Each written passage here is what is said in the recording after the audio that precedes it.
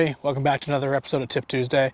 I'm Nathan Harvey, and today we're going to talk about some chipping mechanics, okay? So just kind of some basic setup stuff, and then getting into how our swing should look and how we should be striking the ball. So to start with setup, we're going to want to have our feet quite close together. Okay, so we don't want this wide kind of stance, like a shoulder width apart stance, like for our full swing. What happens there is the weight will often be too distributed back and front, or like more evenly distributed. Okay, we want here with the chipping. Okay, with chipping, we want to have our weight all on our front foot. So I'm a right-handed golfer, so all my weight is on my left foot. Okay, so my right foot's just kind of hanging out here. Okay, it's about 90% of your weight in your front foot. From there, we're going to start with the basic bump and run. We're going to have our golf ball in line with our back foot here, the inside of our back foot. So not too far back, but definitely back in our stance to help us keep that ball nice and low to hit that bump and run.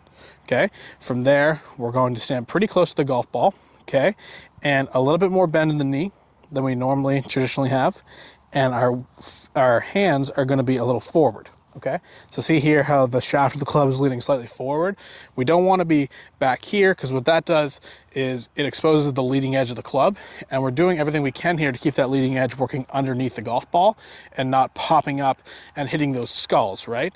Alternatively, if your weight moves back, that same thing might happen, right? So if I'm back on my back foot like this, trying to lift it, I'm probably going to skull across the screen like that because I've hit it off the bottom of the club or the leading edge of the club. Okay, we're trying to keep everything forward to get that leading edge underneath the golf ball. Okay, something else to keep in mind here is we want to keep our wrist movement to a minimum.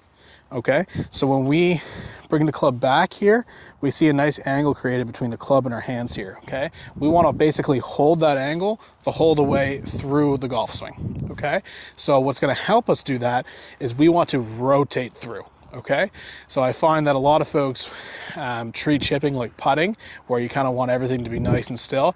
Here we actually want to rotate our body a little bit to help us keep that angle in the club so that the club doesn't pass our hands and we don't release our hands like this. So we don't want any of this happening, right?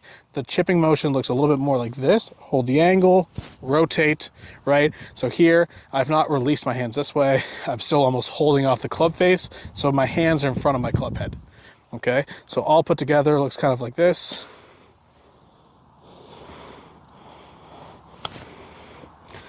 Right, so see how it's not much of a motion, but we want to make sure that we are rotating through slightly to keep our hands working in front of the golf ball.